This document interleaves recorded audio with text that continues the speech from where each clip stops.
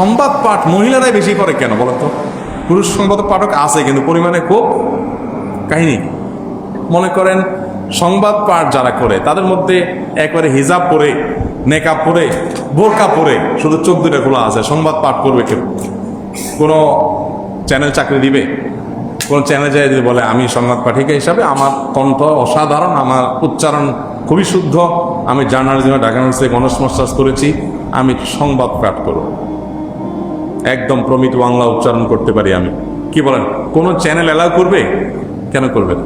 একেবারে বোরকা বাদ দেন, শুধু যদি বলে আমি একেবারে নেকাব টেকাব করে করবো, তাও দু একটা চ্যানেলে দেখা যায় নামতে আসতে হয়তো বাড়তি, কিন্তু কোনো চ্যানেল সাধারণত অ্যালাউ করবে না। কাহিনী কি বলেন তো? কাহিনী হলো, আরে তোমাকে দেখতে দিতে হবে তো, আমার কাস্টমার খুশি করতে হবে না? কাহিনী বুঝতে বাকি আছে? মানে যেখানে যেখানে নারীর শরীরকে পণ্য হিসাবে উপস্থাপন করে কামানো যাবে, টেলিভিশন কর্তৃপক্ষ দর্শকদেরকে টানতেছি কি দিয়া? ওই ভদ্র মহিলা দিয়া। শুনতে খারাপ শোনা যায় কিন্তু বাস্তবতা এটা না। রিসিপশনে কেন একটা সুন্দরী নারী সেজে গুজে বসতে হবে?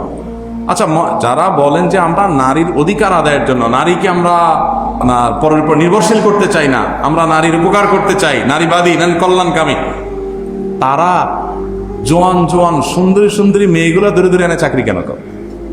বা এই চাকরিটা মানে দেয়ার যে কালচারটা আমাদের সমাজে গড়ে উঠছে, এটা তো ওই আন্দোলনের ফসল। তো এইটা কেন হলো? হওয়া তো দরকার ছিল উল্টা। কোনটা? বুড়ো বুড়ো অসুন্দর অসুন্দর মহিলাগুলোর বেশি চাকরি দেওয়া দরকার ছিল। কারণ যেমন বৃদ্ধা নারী যারা আছে, বৃদ্ধা নারী, এই বেচারাদের চলতে বেশি অসুবিধা হয় না যুবতীদের চলতে বেশি অসুবিধা হয়?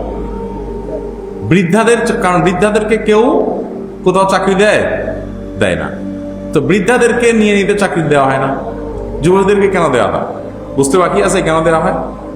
আবার মানে অবিবাহিত হইতে হবে, বয়স কম হইতে হবে, সুশ্রী সুন্দরী হইতে হবে, তা না হলে চাকরি হবে। তাহলে এখানে নারীকে কি মুক্তি দেওয়া হচ্ছে না নারীকে পণ্য বানায়া বিজনেস করা হচ্ছে? তার শরীর দেখায় টাকা কামাই করা হচ্ছে। আল্লাহ মাফ করুন। তো যাই হোক, এটা আমাদের মা বোনরা যত তাড়াতাড়ি বুঝবেন ততই করলাম। আচ্ছা, আরেকটা জিনিস হলো,